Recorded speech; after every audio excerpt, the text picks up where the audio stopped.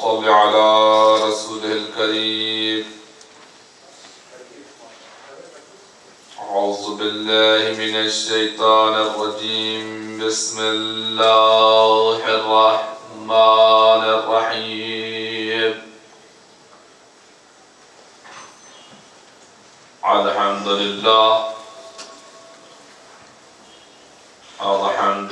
لله وكفى والسلام على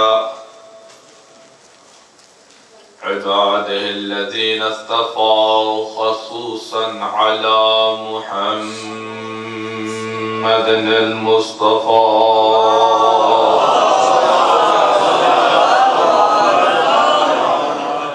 أهل بيته الطيبين الطاهرين الشرفاء. أما بعد فقد قال الله تبارك وتعالى في كتابه المجيد وخطابه الحميد وقوله الحق. بسم الله الرحمن الرحيم. اهدنا الصراط المستقيم صراط الذين أنعمت عليهم غير المغضوب عليهم ولا الضالين. صدق الله العلي العظيم وصدق رسوله النبي الكريم. أما بعد. بسم الله الرحمن الرحيم. إنما يريد الله ليذهب عنكم الرجس أهل البيت ويطهركم تطهيرا.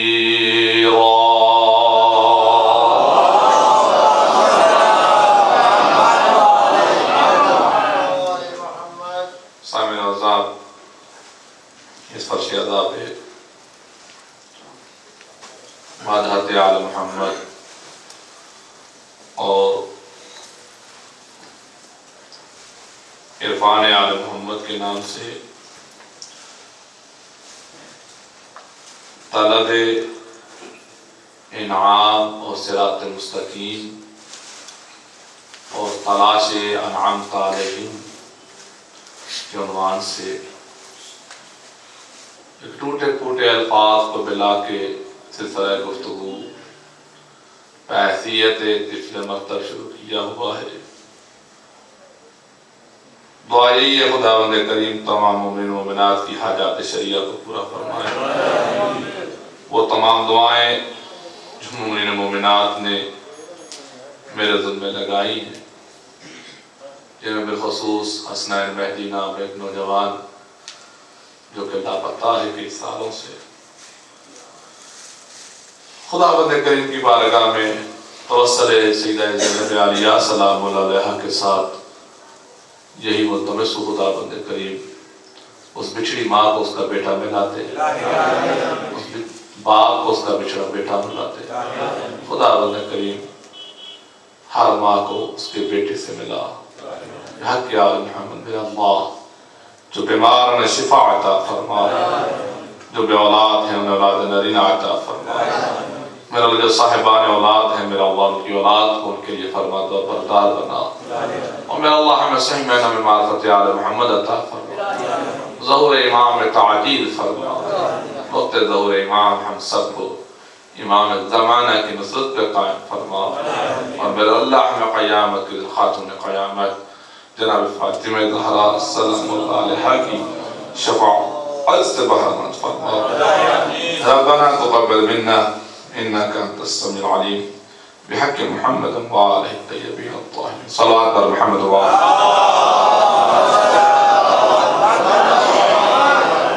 سامع اعظم حسب عادت گفتگو کا پہلا حصہ معرفت امام کے نام پہ. کوشش میری گفتگو میں یہی ہے کہ ہم ان امراض کو تلاش کریں،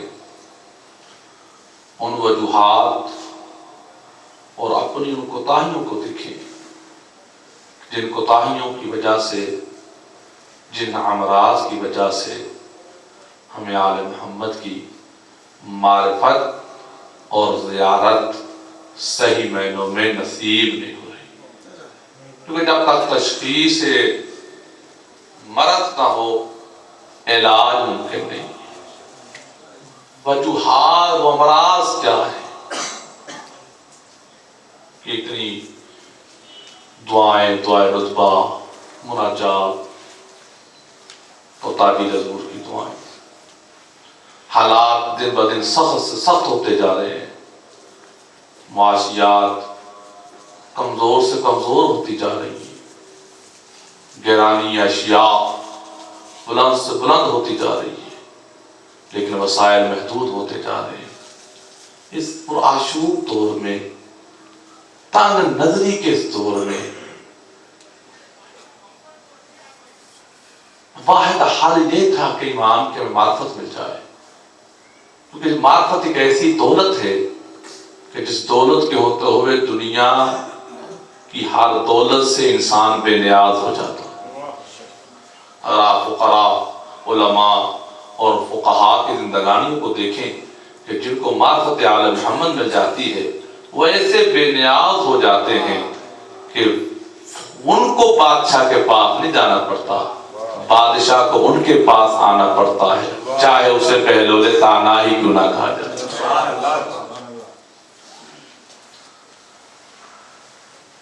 جس کو یہ دولت معرفت کی مل جائے، کیا حل ہے اس کا کہ ہمیں کیسے ملے معرفت؟ جسے میں نے کہا معرفت مل جاتی ہے، سلاطین اس کے تابع ہو جاتے ہیں،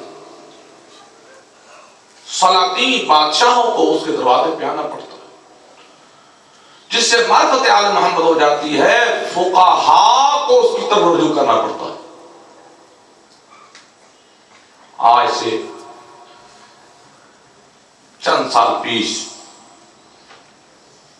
30 سال پیش، شیخ کاظم قزوینی کے نام سے ایک ایسا مرد، ایسا صالح شخص دنیا سے چلا گیا جو مراجع عظام نے اس کے جنازے میں شرکت کی تھی۔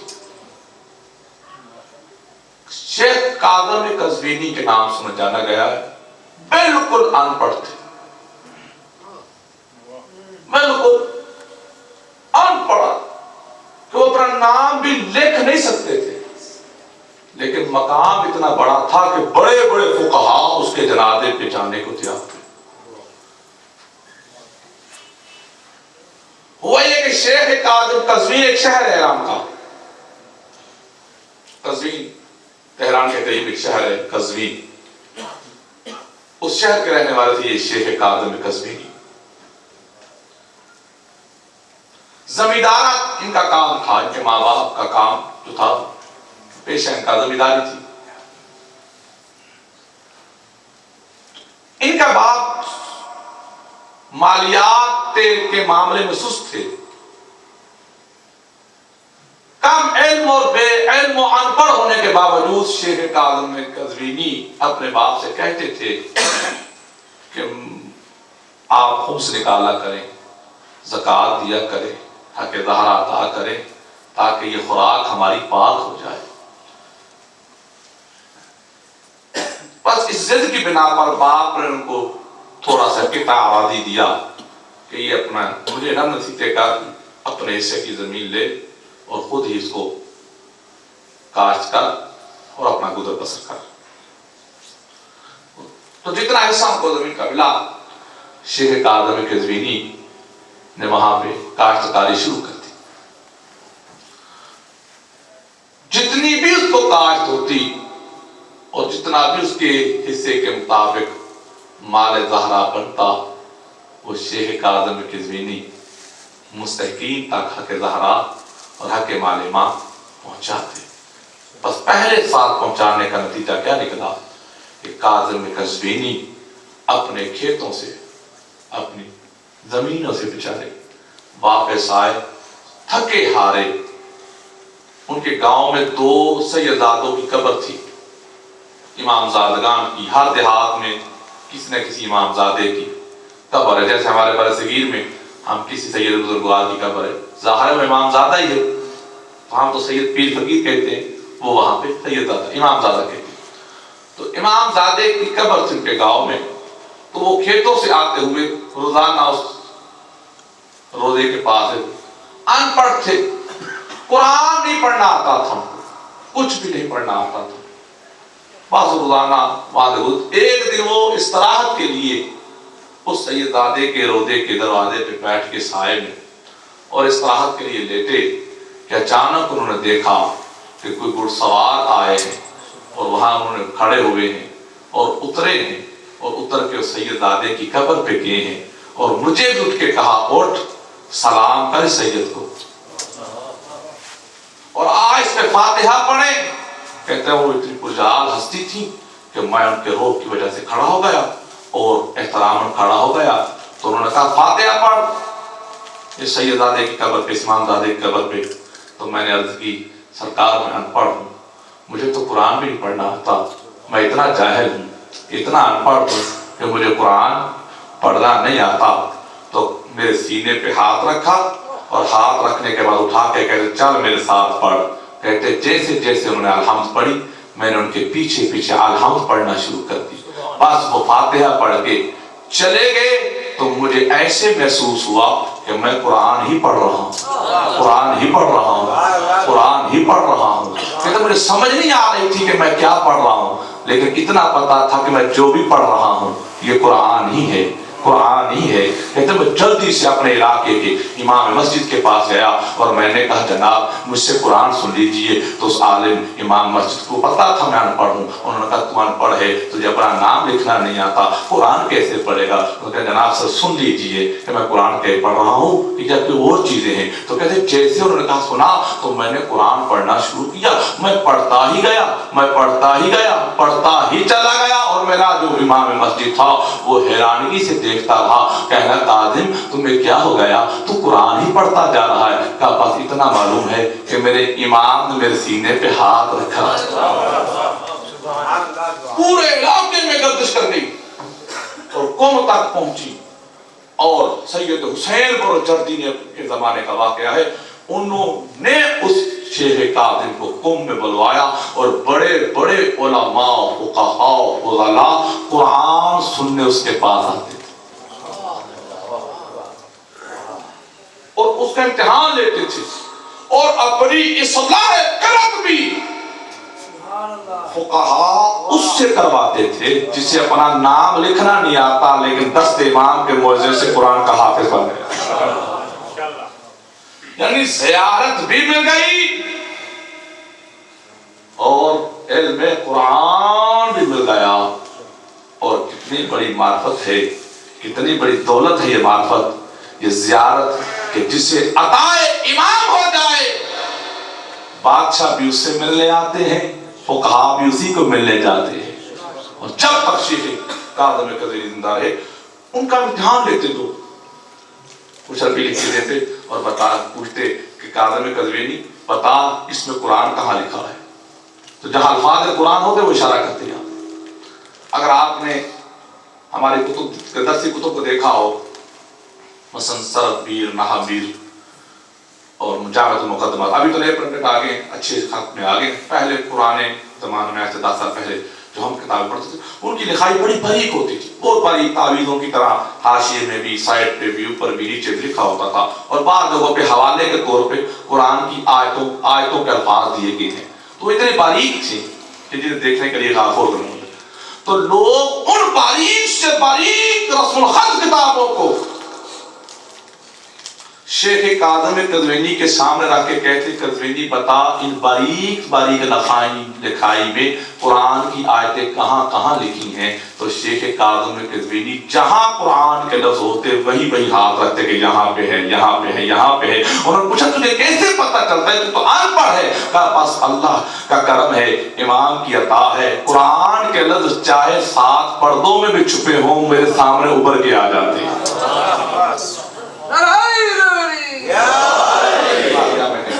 محمد وآل محمد صلوات۔ شیخ کاظم قزوینی کا تو اس کو معرفت بھی ملی، زیارت بھی ملی، کس بنا پر؟ علم میں ملا، ان پڑھ ہوتے ہوئے حافظ قرآن ہے تو کیوں ملی؟ کہ اس نے حق امام کو مد نظر رکھا، اس نے حق امام کو اہمیت دی۔ بس آپ حق امام عطا کریں، معرفت بھی وہی عطا کریں گے، زیارت بھی وہی عطا کریں گے۔ بس عزیزان ایمان آل محمد کا حق آپ ادا کریں، مال بھی پاک ہو جائے گا، اولاد بھی پاک ہو جائے گی، نظر بھی پاک ہو جائے گی، قلب بھی پاک ہو جائے گا۔ کیوں؟ آل محمد طاہر بھی ہیں، مطہر بھی ہیں۔ صلوات پڑھیے بلند آواز سے۔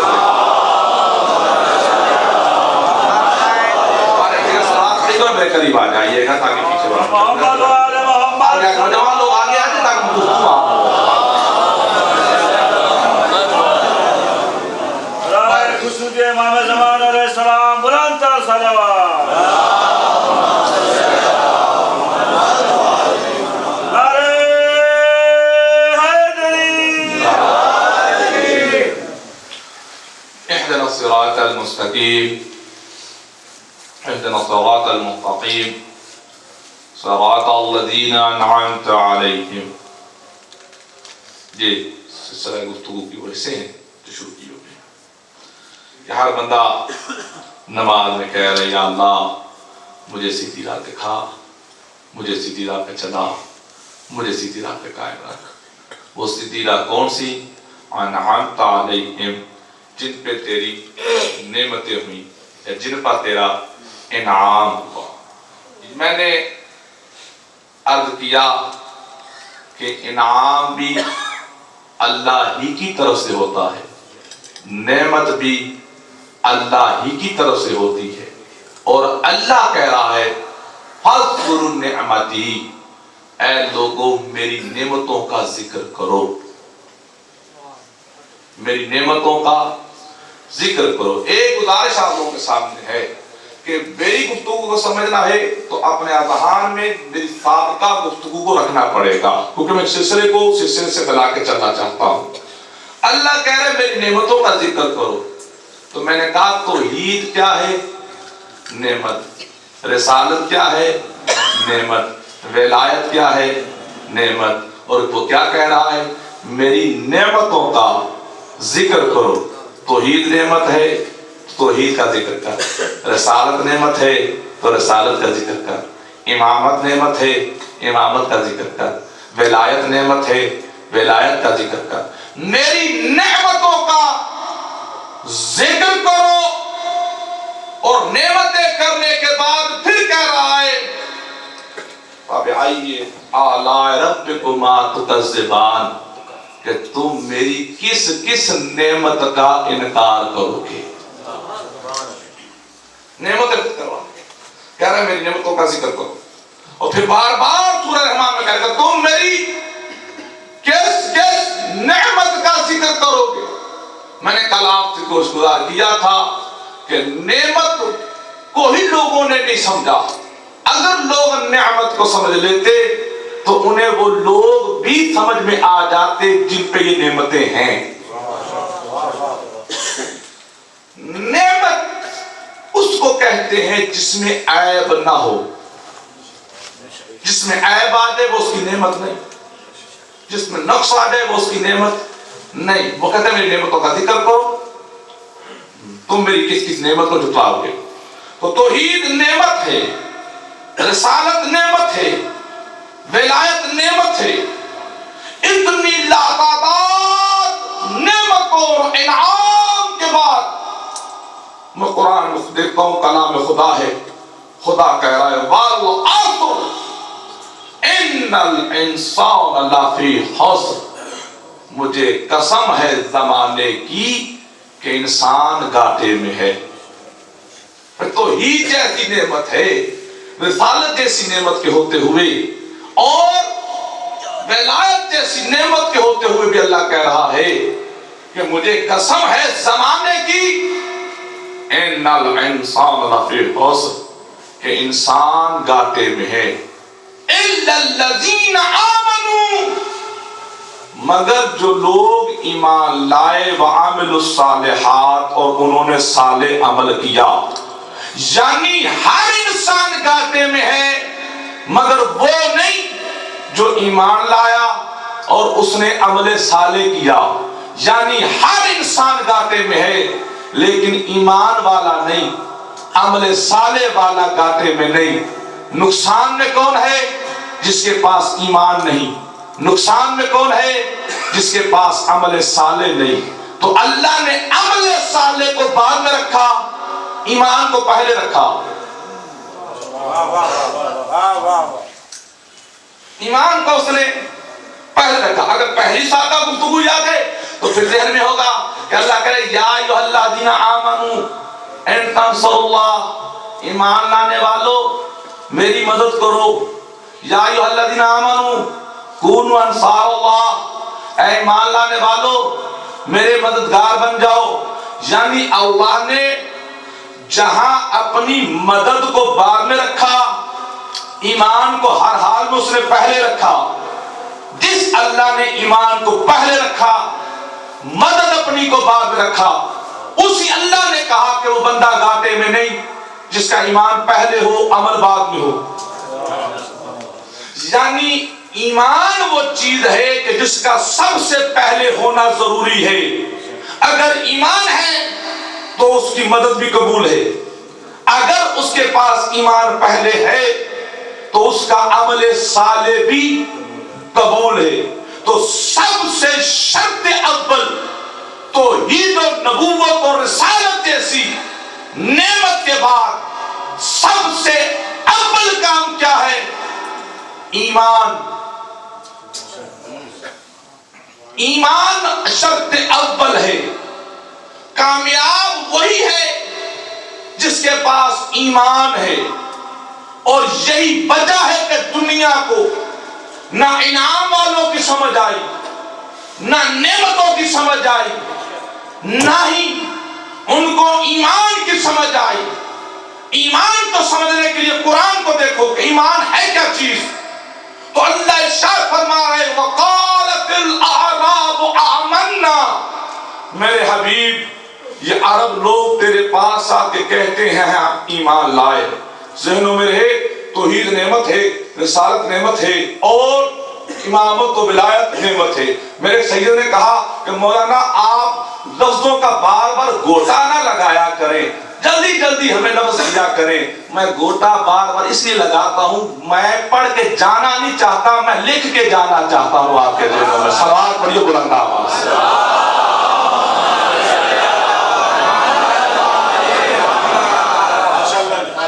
بار بار اس لیے زور بھی تاکہ آپ کے ذہن میں بیٹھے، آپ کو پتہ چلے میں کہنا کیا چاہتا ہوں، کہاں لے کے جانا چاہتا ہوں۔ میں نے کہا توحید نعمت ہے، رسالت نعمت ہے، امامت و ولایت نعمت ہے، لیکن یہ نعمتیں کب کا آمد ہیں؟ جب بندے کے پاس ایمان ہے۔ اور ایمان کیا ہے؟ تو دنیا کو ایمان سمجھا پہلے، اس کے لیے قرآن سناؤ۔ قالت الاعراب آمنا، میرے حبیب یہ عرب کے لوگ آپ کے پاس آ کے کہتے ہیں ہم ایمان لائے۔ قل لم تؤمن، تو کہو ان کو کہ تم ابھی مومن نہیں۔ یہ عرب کے لوگ تیرے پاس آ کے کہہ رہے ہم ایمان لائے ہیں، تو ان کو کہو قل لم تؤمن، تم ابھی ایمان نہیں لائے، ولیکن قولوا اسلمنا، تم ابھی اپنے آپ کو کہو ہم اسلام لائے۔ وہ آگے کہتے ہیں ہم ایمان لائے جناب، تو میرے نبی کو کہہ دو کہ تم اپنے آپ کو صاحبان ایمان نہ کہو، بلکہ تم اپنے آپ کو کہو ولیکن قولوا اسلمنا، تم ابھی اپنے آپ کو کہو کہ ہم اسلام لائے. کیوں؟ ولما يدخل الایمان فی قلوبکم، کیونکہ ابھی تک ایمان تمہارے دلوں میں داخل ہی نہیں ہوا. ان کو کہو کہ یہ اپنے آپ کو اسلام والا کہیں، ایمان والا نہ کہیں. کیوں؟ کیونکہ ایمان ابھی کے دلوں میں داخل نہیں ہوا. میں نے کہا یا اللہ یہ کیا؟ یہ آئے ہیں کلمہ توحید پڑھ کے، آئے ہیں کلمہ رسالت پڑھ کے. توحید تیری نعمت ہے، رسالت ایسی نعمت کو لے کے، توحید ایسی نعمت کا اقرار کر کے، رسالت ایسی نعمت کا اعلان کر کے یہ لوگ کہہ رہے ہیں کہ ہمیں ایمان لائے. کہا نہیں، ان کو کہو کہ یہ ابھی اپنے آپ کو ایمان والا نہ کہیں، اسلام والا کہیں. کیوں؟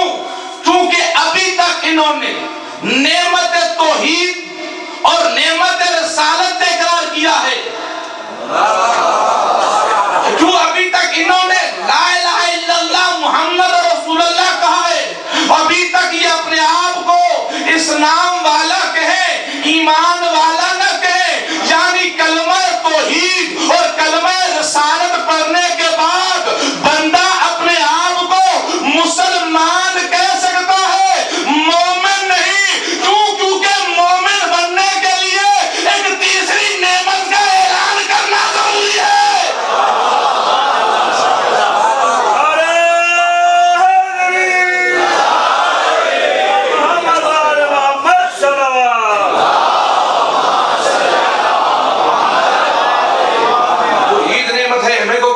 یہ لوگ ایمان کلمہ پڑھ کے آ رہے ہیں کلمہ توحید اور رسالت کا اور کہہ رہے ہیں ایمان، کہہ دو تم ابھی ایمان نہیں لائے. کیوں؟ ولما يدخل الایمان فی قلوبکم، ایمان تو ان کے دلوں میں بھی داخل نہیں ہوا. یعنی کلمہ توحید اور رسالت پڑھنے کے بعد بندہ اپنے آپ کو مسلمان کہہ سکتا ہے، مومن نہیں کہہ سکتا. اور یہی وجہ تھی کہ شب عاشور کو اور کو اسی بات کی سمجھ آئی تھی کہ میں ابھی مسلمان ہوں، مومن نہیں. کیوں؟ ایمان کے لیے ادھر جانا شرط ہے.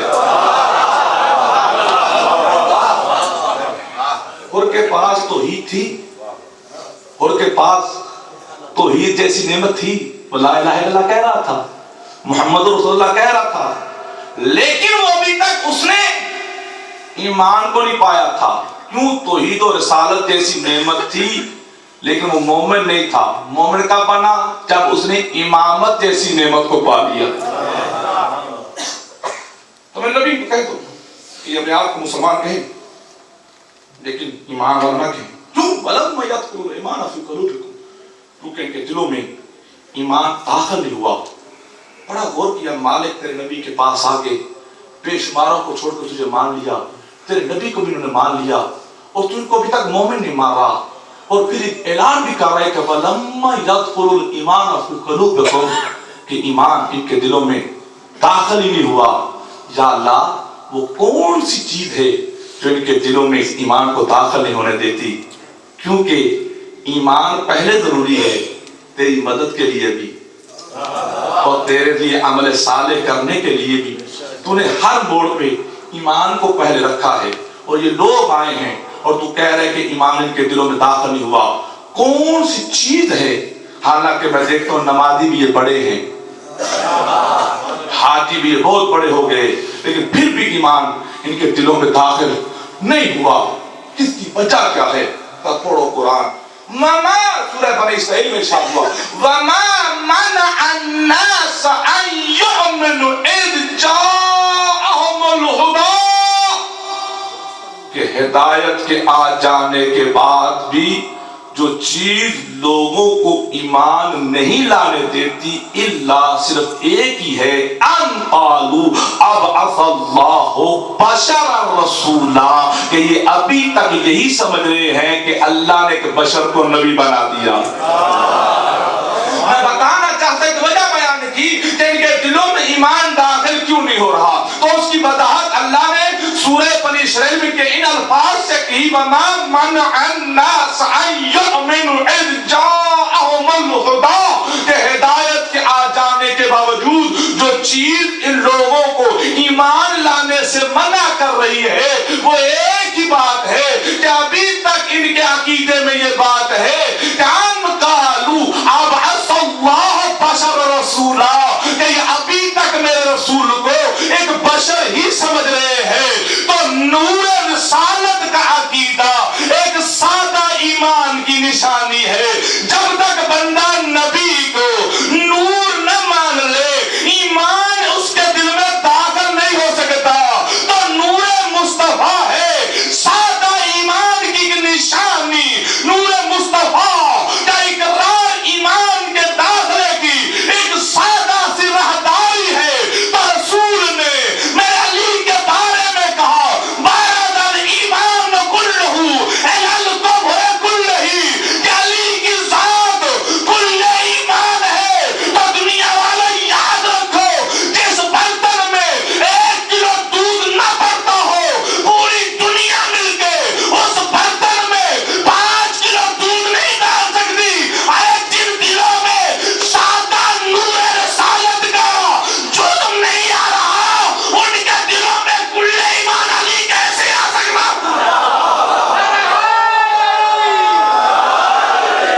چمک چمک کلی کلی،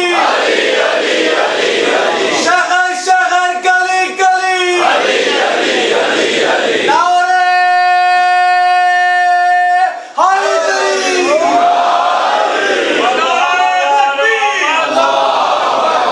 نعرہ رسالت، نعرہ حیدری، محمد محمد بلند صلوات۔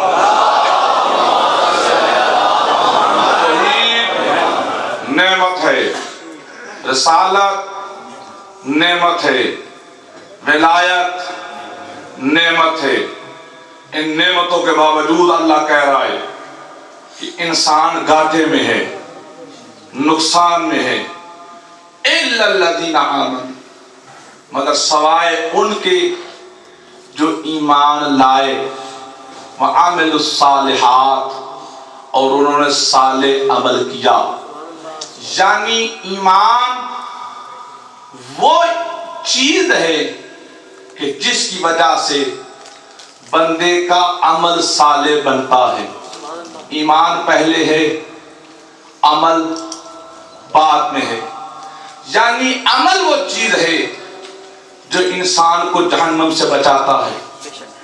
عمل صالح وہ چیز ہے جو انسان کو جہنم سے بچاتا ہے، اور ایمان وہ چیز ہے جو انسان کے عمل کو بچاتا ہے۔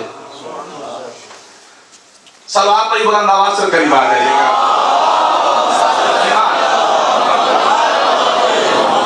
ایمان ہے تو بندے کا عمل صالح ہے۔ صالح عمل کے پہلے ایمان کا ہونا ضروری ہے۔ اب جن کے پاس ایمان ہے اسی کے لیے عمل صالح ہے۔ جس کے پاس ایمان نہیں اس کا کوئی عمل قابل قبول نہیں۔ اور میرے والد بزرگوار اکثر کہا کرتے ہیں کہ جن لوگوں کے پاس ایمان ہے وہ عمل کرتے نہیں، اور جن کا نہیں ایمان وہ کر کر کے عمل تھکتے ہی نہیں۔ جن کا قبول ہے وہ کرتے ہی نہیں، اور جن کا قبول نہیں وہ بیچارے کر کر کے تھکتے ہی نہیں۔ یاد رکھ، ایمان ضروری ہے عمل کے لیے، اور عمل بھی ضروری ہے ایمان پہ رہنے کے لیے۔ جس کے پاس ایمان ہے عمل صالح اسی کے لیے ہے۔ عمل صالح اسی کا قابل قبول ہے جس کے پاس ایمان ہے۔ تو ایمان عمل کو بچاتا ہے، عمل صالح انسان کو بچاتا ہے۔ اب عزیزان ایمان، عمل صالح اسی کے بچیں گے جس کا ایمان بچا ہوگا. آئیے پھر قرآن کو پڑھیے. عمل صالح بچانے کے لیے اللہ ایمان والوں کو ایک تنبیہ کر رہا ہے. کیا یا ایھا الذین آمنوا لا تقدموا بین یدی اللہ ورسولہ. اے ایمان لانے والوں خبردار اپنے قدموں کو اپنے پاؤں کو میرے نبی کے پاؤں سے آگے نہ کرنا. اور پھر کہتے تنبیہ کر رہا ہے ایمان والوں کو تاکہ ان کا ایمان بھی بچ جائے عمل بھی بچ جائے. یا ایھا الذین آمنوا لا ترفعوا اصواتکم فوق صوت النبی. اے ایمان لانے والوں خبردار اپنی آوازوں کو میرے نبی کی آواز سے بلند نہ کرنا. ایمان اور عمل بچانے کے لیے اللہ ایک رستہ دے رہا ہے کہ اگر عمل اور ایمان کو بچانا ہے تو ایمان والوں میرے نبی کے قدم سے کبھی بھی آگے قدم نہ رکھنا. میرے نبی کی آواز سے کبھی بھی اپنی آواز کو بلند نہ کرنا اور میرے نبی کو کبھی بھی اس طرح نہ بلانا جس طرح آپس میں بلاتے ہو. اگر تم لوگوں نے اپنا قدم میرے نبی کے قدم سے آگے رکھا یا اپنی آواز کو میرے نبی کی آواز سے بلند کیا یا میرے نبی کو ویسا سمجھ کے کہ جیسا آپس میں ایک دوسرے کو سمجھتے ہو پکارا تو کیا ہوگا؟ ان تحبط اعمالکم. میں تمہارے سارے عملوں کو ضائع کر دوں گا. وانتم لا تشعرون. اور تم لوگوں کو پتہ بھی نہیں چلے گا. آؤ میرے دوستو ایمان پہ بات چل پڑی تھی. آئیے توحید و رسالت و ولایت جیسی نعمتوں کے ہوتے ہوئے اللہ مومنوں کو تنبیہ کر رہا ہے اور کہہ رہا ہے کہ کوئی بندہ انسان کامیاب نہیں. سب گاٹے میں ہے سوائے ان لوگوں کے جو ایمان بھی لائے اور جنہوں نے عمل صالح کیے ہیں. تو آؤ عمل صالح اور ایمان بچانے کے لیے اللہ نے تنبیہ کی کہ خبردار ایمان والو اپنی آواز کو اپنے قدموں کو میرے نبی کے قدم سے آگے نہ کرنا. اپنی آوازوں کو میرے رسول کی آوازوں سے بلند نہ کرنا اور کبھی بھی میرے نبی کو اس طرح نہ بلانا جس طرح تم آپس میں ایک دوسرے کو سمجھ کے بلاتے ہو. اگر تم لوگوں نے ایسا کیا میں تمہارے اعمال کو ضائع کر دوں گا. تم لوگوں کو پتہ بھی نہ چلے گا. تو یہ بار بار تنبیہ اللہ نے اس لیے کی ہے کہ دیکھو میں سمجھانا یہ چاہتا ہوں کہ میرے نبی کے قدم سے آگے کسی کے قدم نہ جائیں. میرے نبی کی آواز سے کسی کی آواز بلند نہ ہو. تو عزیزان من جس کے قدم نبی کے قدم سے آگے ہو جس کی آواز نبی کی آواز سے بلند ہو جائے اللہ کہتے ہیں اس کے اعمال ضبط ہو جائیں گے. تو عزیزان من جو نبی کے آگے کھڑا ہو کر اپنی آواز کو نبی کی آواز سے بلند کر کے اپنا ایمان اور اعمال ضائع کروا چکا ہو وہ ہمارے اعمال کو کیسے بچائے گا؟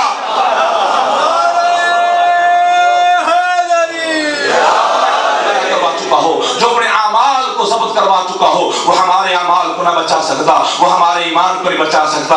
ایمان کو بچائے گا کون؟ اس رسول کا مقام رسول کا احترام. اور ہم نے اپنے ایمان اور اپنے اعمال کو بچانے کے لیے عزت رسول کا سبق درس دیا. اور یہ درس ہمیں کس نے دیا؟ کیونکہ یاد رکھو ایمان اور عمل جب بچے گا تو پھر انسان صراط مستقیم کا راہی بنے گا. اور ایمان اور عمل صالح بچانے کے لیے ضروری کیا ہے کہ انسان عزت پیغمبر توقیر پیغمبر کو مقدم رکھے. اور ہم نے اس عزت توقیر پیغمبر کا درس لیا ہے امیر المومنین علی کی ذات سے کہ ہم نے تاریخ میں دیکھا کہ نبی پاک آقا دو جہاں علی علیہ السلام کے زانوئے اطہر پہ سر رکھ کے استراحت فرما رہے تھے کہ نماز کا اول ترین وقت شروع ہو گیا. اور علی وہ ہے جو اپنی نماز کے اول وقت کو بھی قضا نہیں کرتا. زانوئے علی پہ نبی پاک کا سر تھا. نماز کا وقت شروع ہو گیا تو علی نے وہیں بیٹھے بیٹھے اشاروں سے نماز پڑھی. حالانکہ نماز اللہ کی تھی سر رسول کا تھا. علی کو چاہیے تھا کہ وہ نبی کے سر کو زمین پہ رکھ کے پورے رکوع و قیام و رکوع و سجود کے کے ساتھ اللہ کی نماز کو پورے طریقے سے ادا کرتے، لیکن علی نے ایسا نہیں کیا، نبی کے سر کو اپنے زانو پہ ہی رہنے دیا اور اشاروں سے نماز پڑھ کے ہمیں عزت رسول کا، مقام رسول کو سمجھا کے ہمیں یہی درس دیا کہ دیکھو نماز خدا کی قضا ممکن ہے، عزت رسول کی قضا ممکن نہیں ہے۔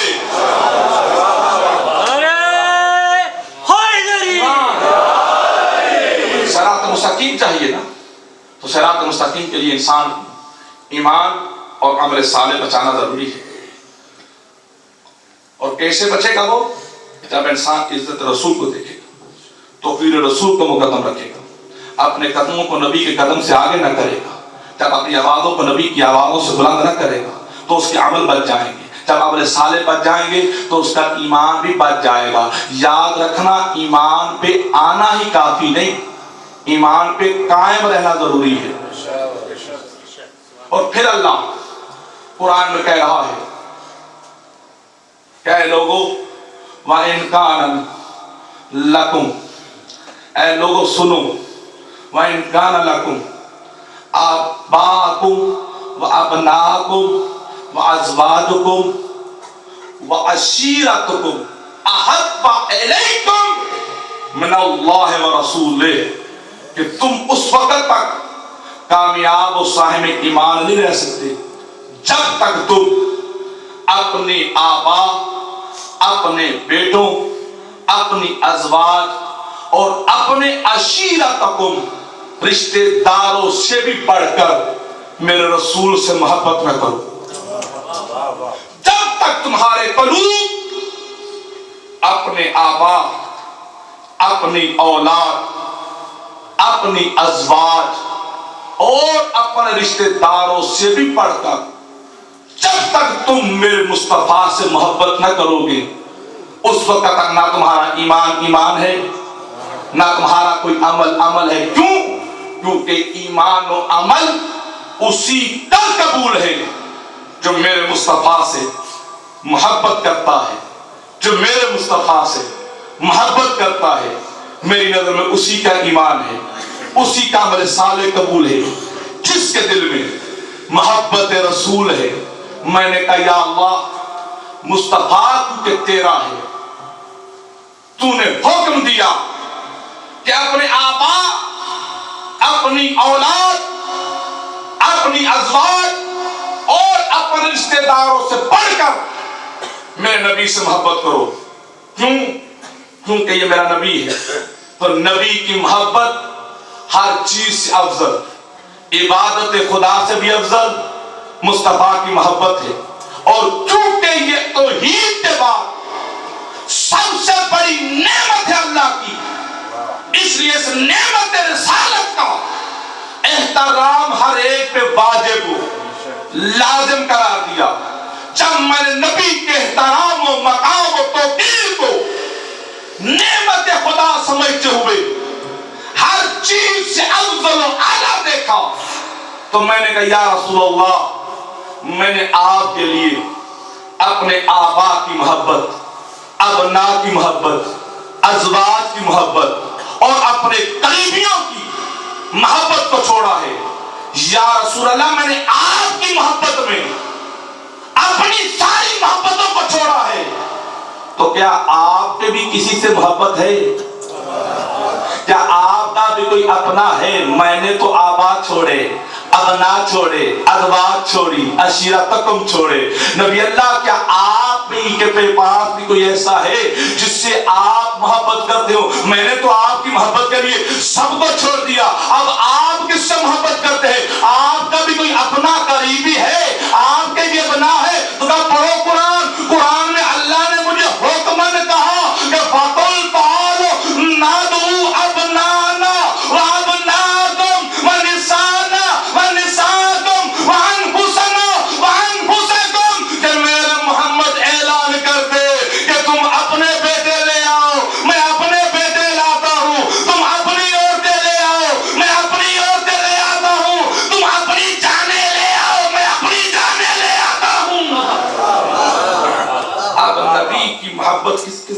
ابنا کے ساتھ نبی سے صبر محبت کی، اب نبی نے اپنے قریبیوں سے کی، اور حکم خدا سے اپنوں کو لے آئے، ابنا کو لے آئے، نساء کو لے آئے، انفسنا کو لے آئے۔ اب وہاں پہ گفتگو کو رخ کو موڑتے ہوئے اس بات پہ توجہ دلوانا چاہتا ہوں پوری دنیا کی، کہ ساری دنیا کے مسلمان اس آیہ مباہلہ پہ متفق ہے کہ یہ آیت آیہ مباہلہ ہے، اس میں کسی مسلمان کو نہ اعتراض ہے نہ اختلاف ہے، اور سب نے لکھا کہ اب نانا کی جگہ پر اللہ کا رسول حسنین شریفین کو لے کر گئے، اور نسانا کی جگہ پر اللہ کے نبی فاطمہ زہرا کو لے کر گئے، اور انفسنا کی جگہ پر اللہ کا رسول علی کو لے کے گئے۔ جب میں نے آیات کو دیکھی اور لے جانے والوں کو دیکھا تو میں نے کہا خالق تو زبانوں کا خالق ہے، تو انسانوں کا بھی خالق ہے، اور ان کی بولنے والی ہر زبان کا تو خالق ہے، مالک تو سینوں کو جانتا تھا، اور تو عالم ہونے کے ناطے، عالم الغیب ہونے کے ناطے تو جانتا تھا کہ دو بیٹے نبی کے جائیں گے، دیے ہی تو نے دو تھے، ایک مستور جائے گی ایک جان جائے گی، مالک تو نے کیا کیا؟ جمع کے سیغے کہہ دیے۔ تو جانتا تھا، اور تو یہ بھی جانتا ہے کہ عربی کی جمع 3 سے شروع ہوتی ہے، اور جب کہ وہاں کوئی بھی جمع نہیں گئے، خالق تو جانتا تھا، تو تو بھی ویسے ہی تسنیہ اور واحد کے سیغوں کے ساتھ کہتا کہ دو بیٹے لے آؤ، ہم بھی 2 لے آتے ہیں، تم ایک عورت لے آؤ، ہم بھی ایک عورت لے آتے ہیں، تم بھی ایک جان لے آؤ، ہم بھی ایک جان لے آتے ہیں۔ مالک یہ جمع کے سیغوں کے ساتھ تو نے کیوں کہا کہ بیٹے لے آؤ جتنے مرضی، عورتیں لے آؤ جتنی مرضی، جانے لے آؤ جتنی مرضی؟ آج جہاں میں زبانوں کا خالق ہوں، انسانوں کا خالق ہوں، عالم الغیب والشہادہ ہونے کے ناطے میں بندوں کی نیتوں سے بھی واقف ہوں۔ اگر میں نبی سے کہہ دیتا کہ 2 سچے بیٹے، ایک سچی عورت اور ایک سچی جان لے جا، تو کل کو مدینے سے بڑے کہتے سچا تو میں بھی تھا، مگر کیا کرتا آیت میں جگہ نہیں تھی،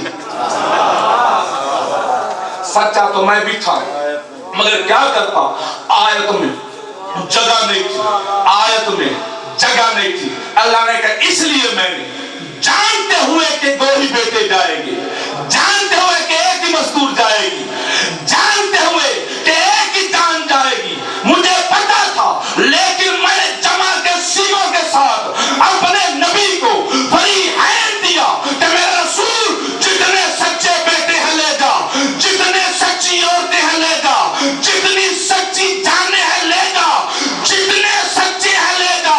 تو میرے دیے ہوئے فریحین کے باوجود اللہ نے فریحین دیا رسول کو کہ میرے نبی مدینے سے جتنے سچے بیٹے ہیں لے جا، جتنی سچی عورتیں ہیں لے جا، جتنی سچی جانیں ہیں لے جا۔ تو اللہ کے دیے ہوئے فریحین کے باوجود پورے مدینے سے اللہ کا رسول بیٹوں کی جگہ پہ حسنین کو لے گئے، عورتوں کی جگہ پہ فاطمہ کو لے گئے، جانوں کی جگہ پہ تنہا علی کو لے جا کے رسول نے دنیا کو یہی بتایا کہ جتنے سچے تھے مدینے میں اپنے ساتھ لے کے جا رہا ہوں۔ اب ان کے بعد مدینے میں نہ کوئی سچا بچا ہے نہ کوئی سچی بچی۔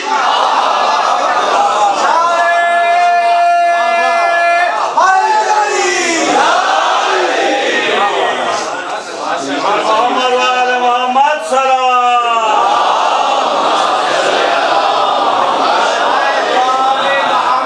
دین کے ثبوت کے لیے اللہ کا نبی خود نعمت ہے، وجود نبی نعمت ہے، اور اس کی توحید جیسی نعمت کو ثابت کرنے کے لیے نبی گئے۔ اور جاننے کی شان کیا ہے؟ کیا اس میں حسین مولا، ساتھ حسن ہے، اور نبی کے پیچھے حسنین شریفین کی مادر گرامی ہے، اور مادر گرامی کے پیچھے حسنین شریفین کے بابا ہیں. یہ قافلہ چل پڑا, سچوں کا قافلہ, سچوں کا قافلہ, ایسے سچے کہ ان جیسا اس دور میں کوئی سچا تھا ہی نہیں. نہ کوئی بچہ سچا تھا, نہ کوئی ان جیسی کوئی بیوی سچی تھی, نہ ان جیسا کچھ. لیکن سوال دیکھا منظر کو, عرض کیا رسول اللہ آپ حسنین شریفین کو اٹھا کے کیوں لے کے جا رہے ہیں؟ آپ گواہی دیتے کافی ہے, علی جا کے کہہ دے کافی ہے, فاطمہ جا کے وہاں گواہی دے دے کافی ہے. یہ تو بچے ہیں, ان بچوں کی کیا ضرورت ہے؟ کہا یہ چاہے تمہاری نظر میں بچے ہیں, لیکن میں ان کو لے کے جا رہا ہوں اس کا گواہ بنا کے جو لم یلد ولم یولد ہے, اور ان کے مقابلے میں لے کے جا رہا ہوں جو اس کو اس کا شریک مانتے ہیں, اس کو باپ مانتے ہیں, کسی کو اس کا بیٹا مانتے ہیں. میں اس کو لم یلد ولم یولد ثابت کروانے کے لیے ان بچوں کو گواہ کے طور پر لے جا کر دنیا کو بتا رہا ہوں کہ یہ ماں باپ کے ساتھ نہیں میرے ساتھ آئے ہیں. اس کے گواہ بن کے دنیا لو غور کرو, جو نبی کی نظر میں گواہی دینے کے لیے بچے نہیں, وہ امت کی نظر میں بچے کیسے بن سکتے ہیں؟ نبی بچوں کو گواہی کے لیے لے کے گئے, اور سارا قافلہ سچوں کا فاتح ہے. لیکن راہب نے پوچھا تھا کون کون آیا ہے, تو بتایا ایک آغوش میں بچہ ہے, ایک ساتھ بچہ ہے. نبی کے پیچھے ایک مستور ہے, اس مستور کے پیچھے ایک جوان ہے. پاس یہ سننا تھا, راہب ڈر گیا. اس نے کہا جزیہ دے دو, جو دیت مانگتا ہے نبی, جرمانہ دے دو, کبھی بھی ان سے مقابلہ نہ کرنا. کیوں؟ کیونکہ یہ سچے ہیں, کیونکہ یہی سچے ہیں. اگر ان میں سے کسی نے بھی اشارتاً بھی ہماری طرف بددعا کے لیے ہاتھ اٹھا دیا, نسل ختم ہو جائے گی. تاریخ کہتے ہیں راہبوں نے کثیر تعداد میں دیا, نبی کی بارگاہ میں دیا, لیکن نبی کے نہ بیٹوں کو جھٹلایا, نہ نبی کی بیٹی کو جھٹلایا, نہ نبی کی جان کو جھٹلایا. ہاتھ باندھ کے پیچھے ہٹ گئے, لیکن مقابلہ نہ کیا, نہیں مقابلہ کیا. اور یہی بات شیعوں کو سارا سال رلاتی ہے, یہی بات شیعوں سے سارا سال ماتم کرواتی ہے, یہی بات شیعوں سے سارا سال گریہ و بکا کرواتی ہے کہ وہ پنجتن کہ جن کے احترام میں عیسائی ہٹ گئے, وہ فاطمہ کے جس کے احترام میں راہبوں نے مباہلہ نہ کیا, وہی بیٹی رسول کی نبی کے بعد اس انتظار میں رہی کہ کوئی مجھے فرصت دے جائے, وہی اس انتظار میں رہی کہ کوئی مجھے بابا کی تعزیت کر جائے, اور وہی بی بی کہ جسے عیسائی جھٹلا نہ سکے مسلمانوں کے دربار سے جھٹلائی گئی, اور سند رسول کے ٹکڑے لے کے واپس آ گئی. اور وہ حسین کہ جس کی آغوش پیغمبر میں دیکھ کے عیسائی راہب نے کہا تھا اسے پہچانو یہ حسین ہے. اور یاد رکھنا جہاں جہاں حسین گیا ہے نا, عیسائیوں کو پتہ چلا ہے نا کہ یہ حسین ہے, عیسائیوں نے احترام کیا ہے. بس عیسائی احترام کرتے رہے, نہیں کیا تو رسول کی امت نے نہیں کیا. اور حسین غریب کربلا, غریب نینوا کہ جس کی حسرت تھی کہ میرا غسل ہو, میرا کفن ہو, میرا دفن ہو جائے. بحیثیت انسان ہر بندے کی حسرت ہے کہ جب میں مر جاؤں مجھے غسل مل جائے, مجھے کفن مل جائے, مجھے دفن مل جائے. پردیس میں بیٹھے ہو, اللہ کوئی مصیبت نہ دے, اللہ کوئی بیماری نہ دے پردیس میں. خدا نہ خواستہ اگر وقت قضا پردیس میں آ جائے تو فکر تو نہیں ہے نا کہ کچھ بھی نہیں، میرے وطن والے مجھے لے جائیں گے۔ اللہ محفوظ رکھے پردیسیوں تمہارے بچوں کے سائے، سروں پہ تمہارے سائے قائم رکھے، پردیس میں کوئی مصیبت نہ دیکھو۔ لیکن اتنے پردیس میں ہونے کے باوجود اتنی امید ہے کہ جب مر جاؤ گا غسل مل جائے گا، قبر مل جائے گا، قبر مل جائے گی، حق بھی ہے، حسرت بھی ہے۔ تو یہ حق حسین کا نہیں تھا، یہ حق حسین کا نہیں تھا، یہ تھی حضرت حسین کی۔ اور اس کے لیے پتہ ہے مولا حسین کے اہتمام کیا کرتے رہے تھے؟ غسل کے لیے حسین غریب کربلا نے غسل کے لیے انما یرید اللہ کا مصداق خون رکھا، اور کفن کے لیے وقت آخر غریب کربلا نے بجائے آخر اپنی بہن سے کہا پہنا وہ تبرکات کا صندوق لانا۔ تبرکات کا صندوق لایا گیا، غریب کربلا نے تبرکات کا صندوق کھولا، اس صندوق میں سے ایک پرانا کرتا غریب کربلا نے نکالا، اس کو زیر جامعہ پہننے کے بعد غریب کربلا نے اس پرانے کرتے کو بھی زیر جامعہ پہننے کے بعد بھی جگہ جگہ سے پھاڑنا شروع کر دیا۔ جگہ جگہ سے پھاڑا نا تو بی بی زینب فرماتی بھیا یہ پہلے بڑا پرانا ہے، پھر اس کو کیوں پھاڑ رہے ہو؟ کہا بہن زینب اس لیے کہ شاید مسلمان اسے پھٹا سمجھ کر میرے بدن پہ بطور کفن چھوڑ دے۔ یہ حسرت ہے، سوائے غم حسین کے غم میں نہ، یہ تمہارے آنسو سوائے غم حسین کے تمہاری آنکھوں میں کبھی آنسو نہ آئے۔ پردیس میں تجھے وطن سے ہمیشہ خیر کی خبریں آئیں، پردیس میں تم سدا سلامت رہو غریب رہنا کو رونے والوں۔ حسین کی حسرت تھی نا، اس حسرت کے لیے غریب پرانا کرتا لے کے آیا تھا وطن سے پردیس میں، اور دفن کی حسرت ہے۔ اس حسرت کا پتہ ہے اہتمام کیسے حسین نے کیا؟ بنو اسد کی عورتیں پھر صحرائے کربلا میں مولا حسین کی اجازت سے بی بی زینب کو ملنے آئی تھی نا، اور مولا عباس کے حکم پہ مولا نے کیا کہا تھا؟ بیویوں ایسا کرو ان بچوں کو میری آقا ذاتی کے محمل سے دور چھوڑاؤ۔ دونوں بیویوں نے کہا مولا کیوں؟ کہا اس لیے کہ تمہارے بچے شور کریں گے اور میری آقا ذاتی شور سننے کی عادی نہیں۔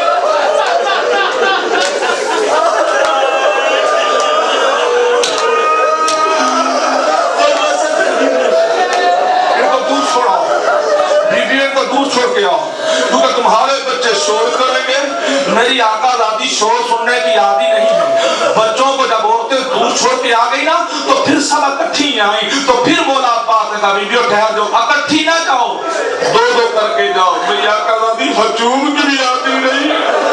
بیویاں زیارتیں کرتی رہی، اور بنو اسد کے قبیلے کے بچے 4 محرم کو صحرائے کربلا میں ریت کربلا سے کھیلنے لگے۔ بچوں کو آپ نے کھیلتے دیکھا ہے نا، یہ چھوٹی چھوٹی ڈیریاں بناتے ہیں، گرا دیتے ہیں، کبھی ریت اٹھاتے ہیں وہاں پھینکتے ہیں، وہاں سے اٹھاتے ہیں یہاں پھینکتے ہیں، کبھی ریت اٹھاتے ہیں ہوا میں اڑاتے ہیں۔ اسی طرح صحرائے بنو اسد کے بچے صحرائے کربلا سے ریت سے کھیل رہے ہیں، کوئی اڑاتا ہے، کوئی بناتا ہے، گراتا ہے، اور مولا حسین غریب کربلا دور کھڑے ان بچوں کے کھیل کو بڑے غور سے دیکھتے رہے۔